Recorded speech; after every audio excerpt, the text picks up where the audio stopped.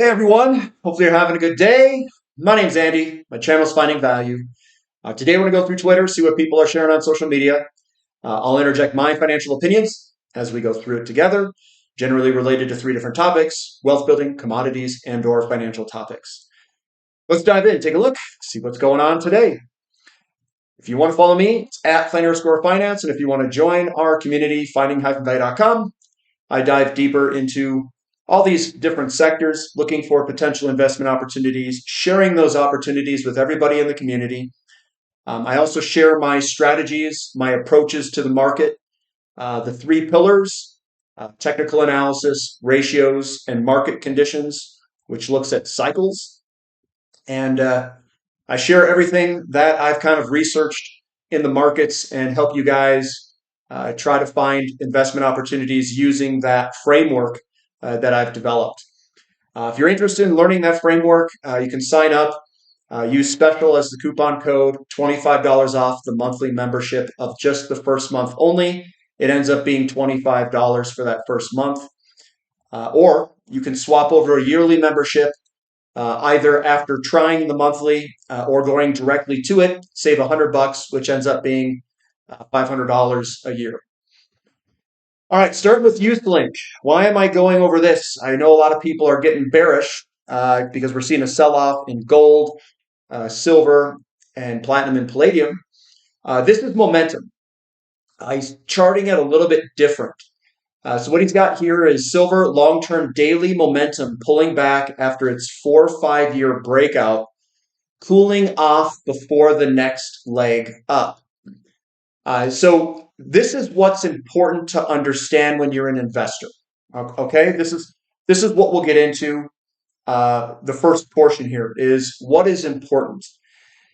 What's important is to nail the big trend, because the big trend is where the big money is. What he is showing here is the big trend in momentum. Momentum is the force being applied behind the move. So we've got this big consolidation going back to 2020. We've been consolidating. Consolidating means that your volatility is squeezing into a corner, and momentum is a good way to look at when something is squeezing. I do this. I do it naturally through the charts without charting a rate of change. You can see rate of change by looking at the candlesticks and how they're moving. So your big green army showing up is a positive momentum change. And then the small selling pressure is negative momentum, which is very small. What he's showing here is a breakout. And when you usually break through these things, you break out of the consolidation or pattern. Then you come back and do a retest, backtest move on a lot of these. It doesn't have to do it, but most of the time. What I mean is a large percentage of the time, greater than like 70 or 80% of the time, when I look at these charts, you get a return move.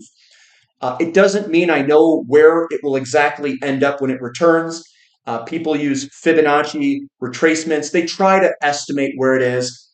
I don't think I would hold a lot of validity to that necessarily. Things look incredibly obvious when looking backwards, incredibly difficult when you're going through it real time. Fibonacci extensions and retracements, they can do some help, but it won't give you, the secret textbook answers in the back of the book or anything.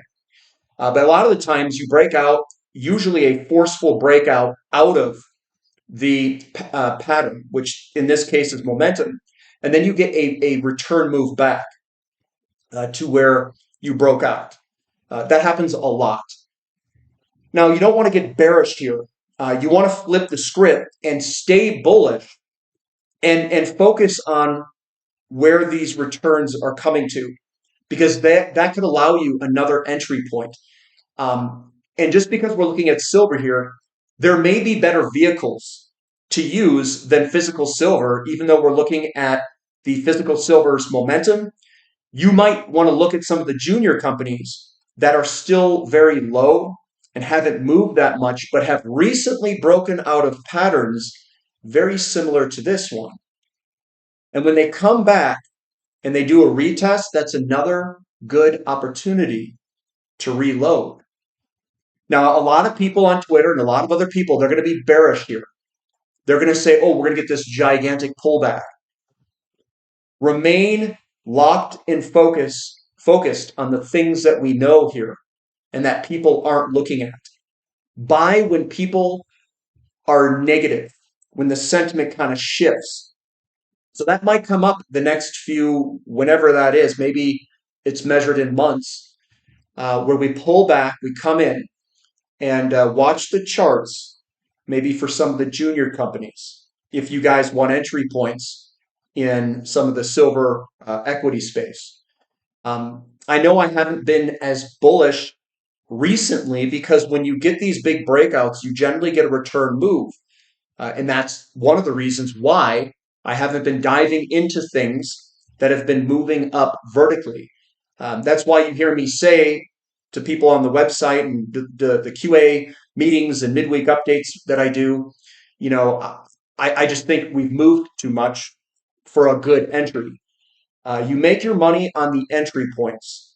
If you have good, solid entries, it protects you from doing stupid stuff.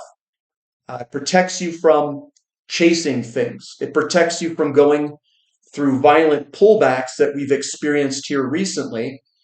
And it pads you a bunch. It gives you a bunch of padding. So it doesn't mean that people will nail everything correctly. It doesn't mean I have all the answers. But there's good general rules and practices when you're entering an investment that might align very well with a lot of the quotes that you guys hear. You know, buy when there's fear in the market. I call it ninja buying when no one's looking, and you've got these squeezes in momentum down here. Those are generally good areas to be looking for potential investments in certain sectors. Another thing for this is the price of silver. I'll just take that because this is the fractal overlay that I grabbed from here and just overlaid it on top. When we look at this chart, a lot of people talk about a cup and handle. They're talking about this cup here and then the handle there, and then we're at that kind of resistance. The reason we pause at this area is because resistance is there. The reason, we turned here originally, and then we came up there again and turned again at that high. So we're trying to get through resistance here. So one thing to understand, there's a couple of things that you want to understand in this chart that I think is important as an investor, and not a lot of people describe this stuff. So I'll describe it with what I think and what my opinions are of what I read in technical analysis. Technical analysis is the imprint of the psychology of the herd, which is humans interacting with each other, creating these patterns. A lot of the times what happens is you come up and you hit a resistance area. Then you pull back. This one happened to pull back in a falling wedge with a double bottom. And a lot of the times it pulls back very close to previous support resistance. In this case, it was through here. Another area could have been the previous highs from the era before. So we can see that. What happens is we run at it again and we hit and encounter that resistance up there, and we could turn again. And the thing you want to focus on is, where do the lows go? So we're making higher lows as we step into that resistance. We're coming on up and we hit it again, and we could pause, we could put in another loop. That is possible. But as long as we are making higher lows, the big long term is bullish to go higher. And typically when you get through these resistance areas like $48, $50 for silver in this general area up here, we'll get another big surge out of it when that occurs. So when people say, Andy, what's your expectations for silver over the next week? It's too short of a time frame. I don't know the next week. But big picture view, when I look at this and I try to size the big trend, this is what I consider to be a fundamental This whole thing is a fundamental picture of market conditions that are being traded and subjected to the herd. Hopefully that makes sense. I think that whatever happens here will be another opportunity to load up before another gigantic surge out of this pattern or zone. We saw that last time, and the surge was here. So when we come up to these areas, we turned here, we came down in a falling wedge, double bottom. We broke out through here. We paused there, another good entry point, coming on up, and then you can see that flag pattern there. This one occurred a little bit under that resistance there. The flag, it's very similar pattern. This downward facing pattern is just a sideways kind of channel that we broke out of. I think that once we break through this, there's a good chance that we'll get a surge higher. But I don't know what this will exactly look like, but I can read charts and we'll see hopefully a pattern develop. Maybe it's a small flag or whatever it is. And then we can try to buy that bottom before the surge higher upwards.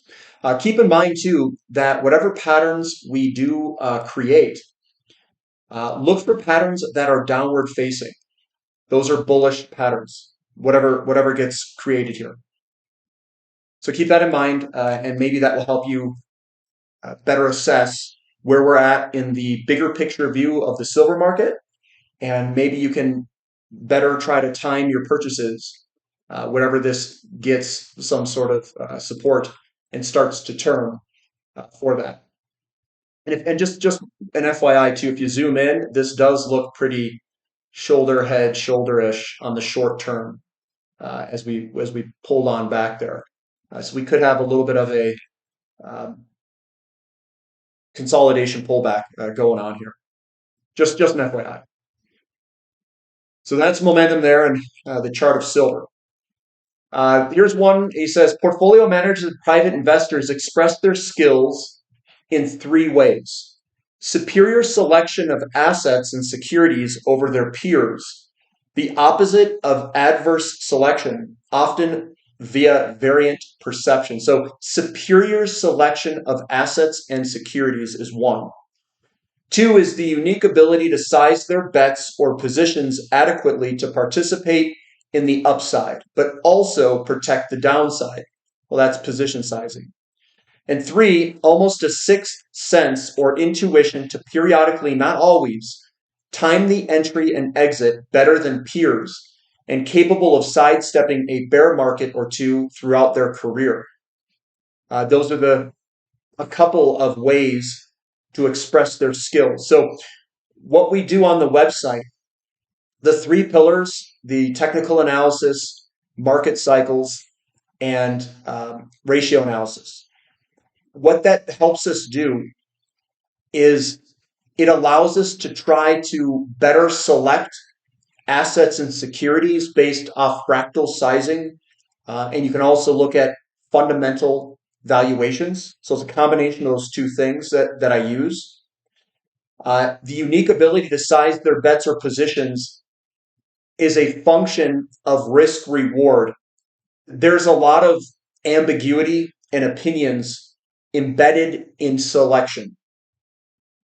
I use a mixture of technical analysis and fundamental analysis to select companies. So I screen by technicals and then I approve by fundamentals.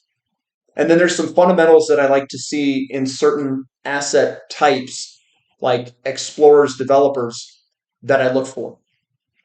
And then the entry points, I've been in the market for a pretty long time. So I like to think that I can leverage ratios and technical analysis with great fundamental valuations to protect the downside for my entry points. Just because you know these things, you still need to. There's something much better that's needed than even these. I think that the most important skill for any investor to possess, you have to possess this, is the ability to control your emotions. It's the ability to see losses occur in an account because you're always going to have pullbacks. There are always going to be some pullback somewhere where you can endure and be resilient through those pullbacks.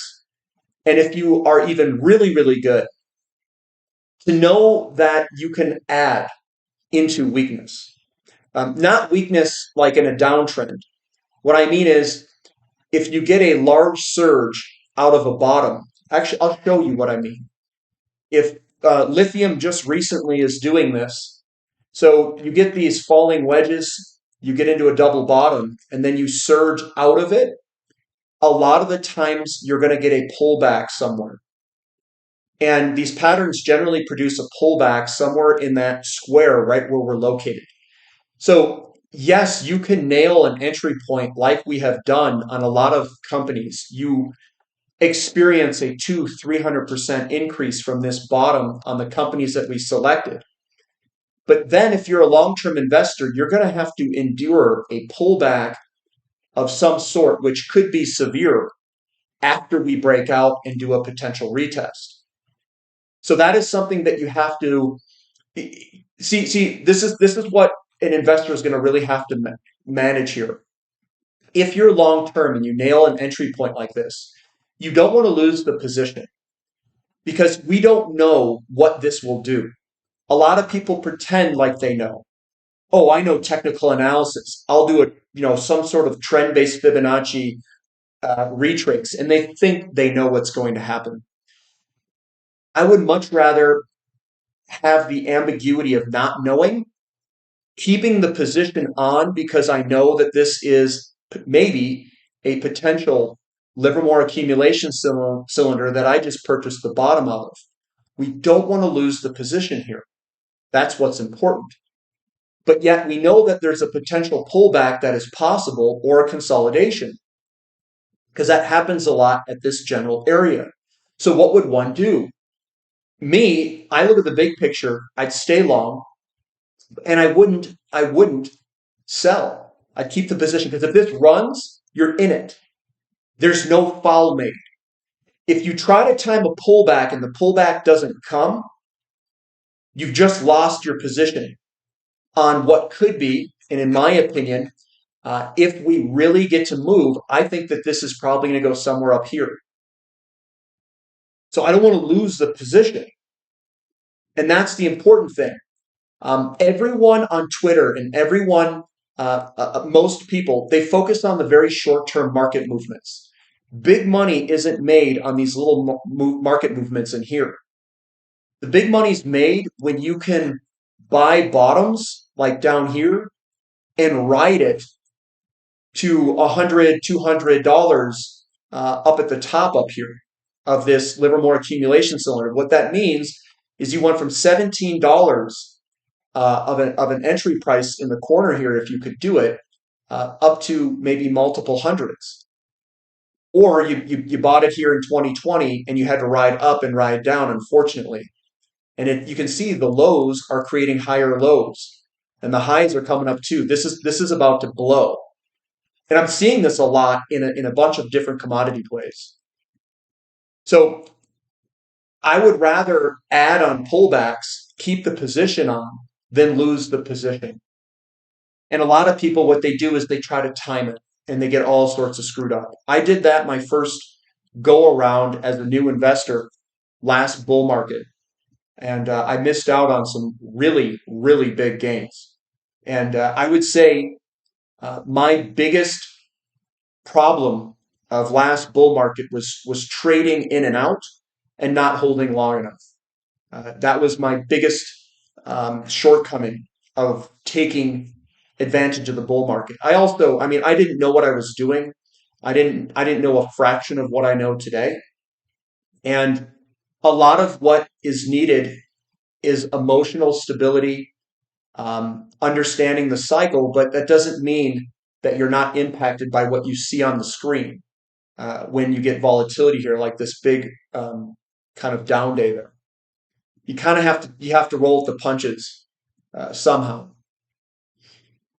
Coming down, everyone is focused on AI data center build-outs, but the real question is, what will that power come from? The solution is build gas power plants next to data centers to guarantee reliable power supply. The problem is gas turbine demand is above current production limits. Even with announced capacity increases, manufacturers can't keep up with the AI data center boom. The result, electricity costs are rising for everyone. There's the increase in electricity prices. And I don't know if natural gas, can absorb all of the demand. Do you know what that means? Opportunities in coal. Opportunities. Remember, you need to be bullish when everyone else is bearish to maximize the opportunities.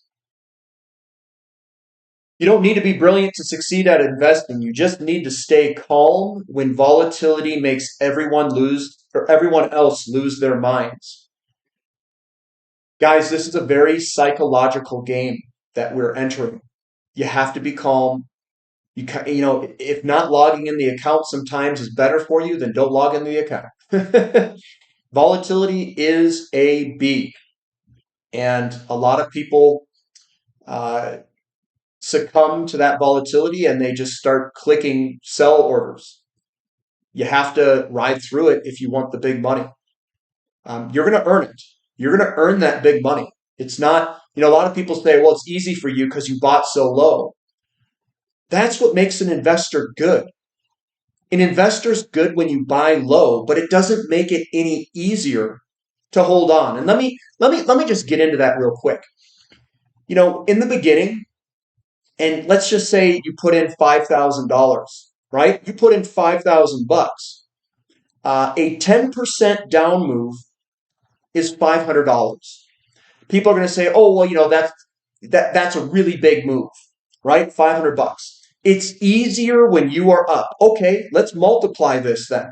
Let's say you put in $5,000, you 10x it. It's now $50,000 position. $50,000. A 10% move on 50 grand is $5,000.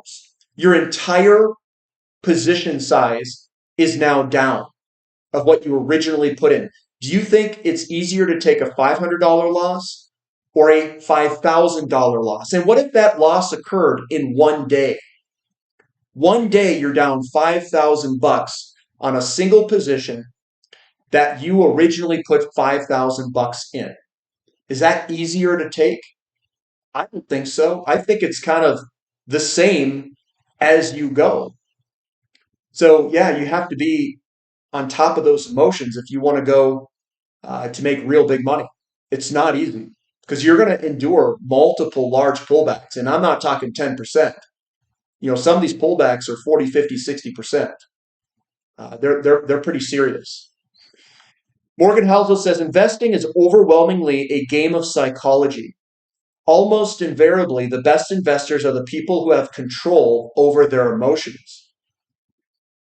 Notice a theme here: emotions, psychology.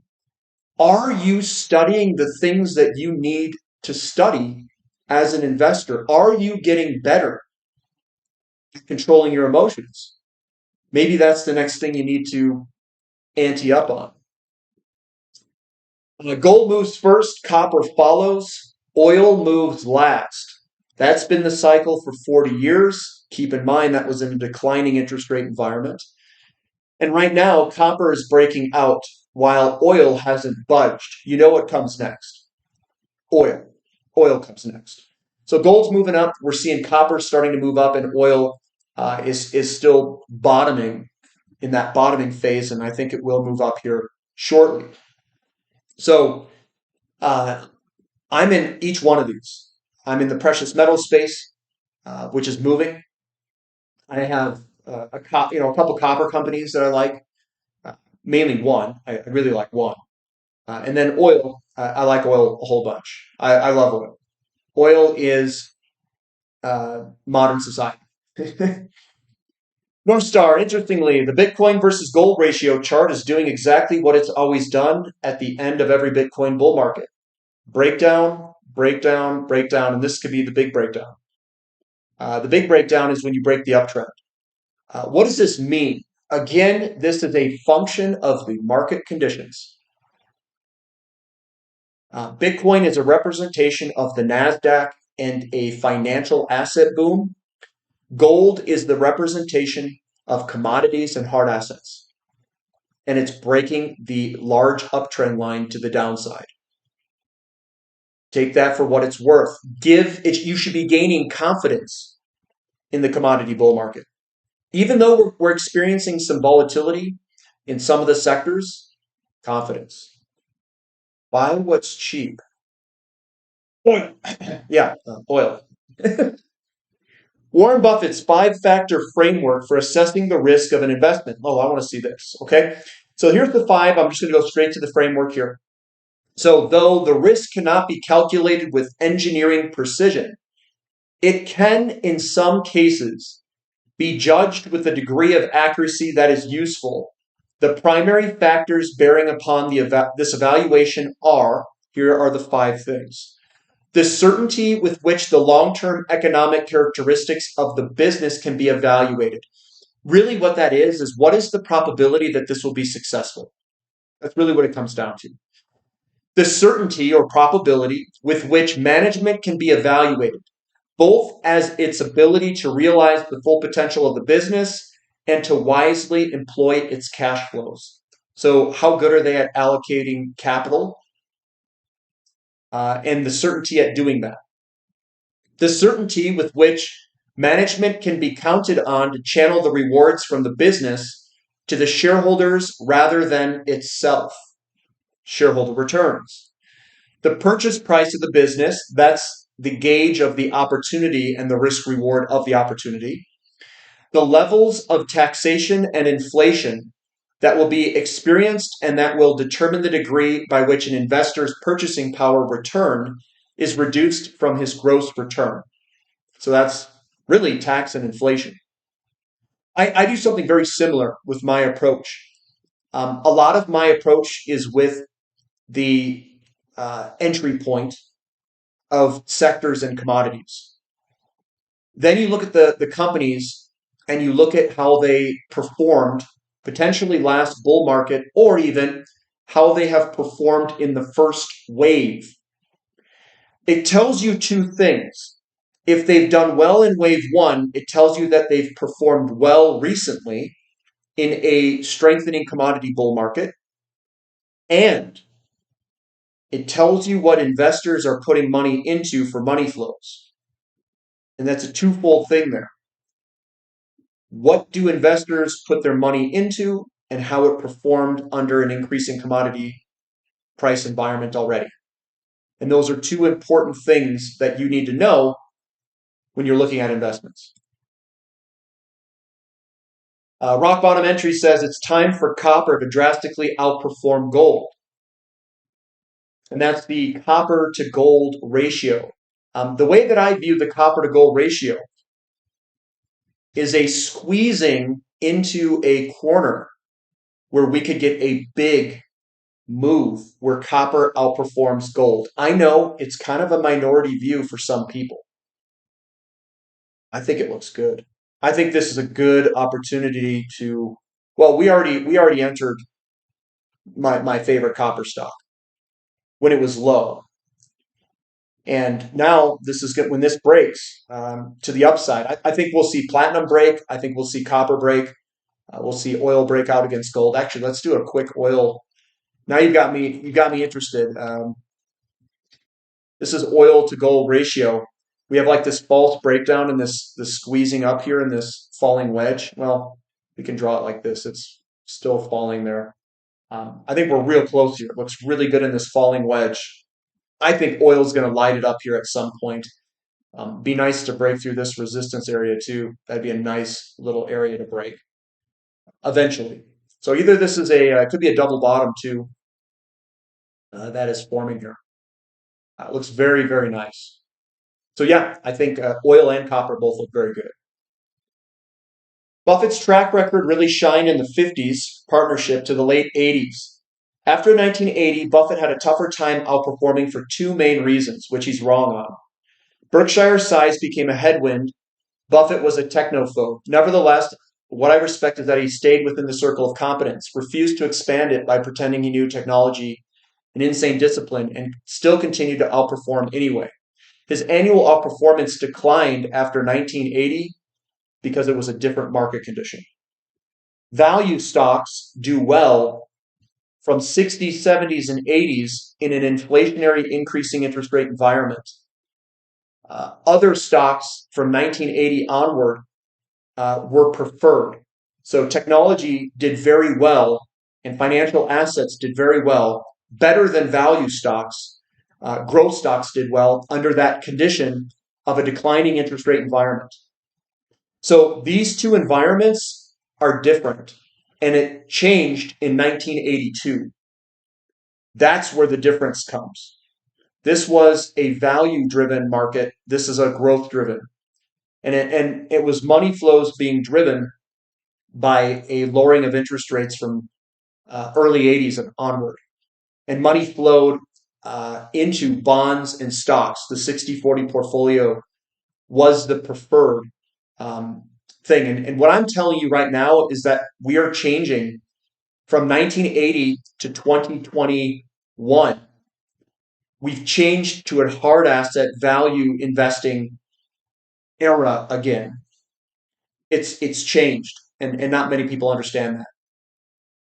Commodities are going to do very well. Value stocks, emerging markets, international equities. Money's going to flow out of, in my opinion, dollar-denominated assets. It's already occurring. We can see it in gold, silver, and all those other ones. An ounce of gold today buys roughly 70 barrels of oil. 1 barrel of oil produces 42 gallons of associated byproduct, with 20 of those gallons being traditional fuel you would use in your ICE vehicle, internal combustion engine. At 70-to-1 ratio of gold to oil, that's 1,400 gallons of fuel, with the average tank for the U.S. vehicle being 15 gallons, and the average U.S. driver filling their tank 4 times a month. That's 93 full tanks, translating to 23 months worth of fuel for your car, basically 2 years worth of fuel usage. Pretty crazy to think about that in that context. So very, very cheap. This is actually an anomaly in history, and I think oil will be the best investment for probably the next 5 or 10 years, something like that. Maybe shorter, maybe longer. It's hard to say. This is probably one of the cheapest assets. I think copper will do well. I think oil will do well. Natural gas will do well. Coal will do incredibly well. Coal looks really good. Yeah, there's a lot of opportunities here. And I think I already went through these, so I'm going to end it there. That's all I've got for today. Give me a thumb up for the content. Subscribe to the channel. Subscribe to the website if you like. Special is the coupon code. We do have a Q&A session coming up. Midweek updates already released to the website. You can check that on the website. And then the Q&A session this weekend, where we do Zoom calls. We have a Saturday, 7 a.m. Mountain Time session. Those are recorded. They are uploaded. You can look at all the previous ones too, of what we talked about. I will be talking about a certain subject this weekend. It deals with portfolio allocation. And I'm going to give you guys a couple of different scenarios that I run through to show you why I allocate the way that I do. And hopefully you guys can, maybe some light bulbs will go off, like, oh, that's why he says that he wants to capture the upside in some of these sectors. So we'll go through it. I have a couple of scenarios. We can generate some random stuff too, if you guys would like, for some different examples. All right, guys, that's all I've got for today. So we'll catch you next time. See ya.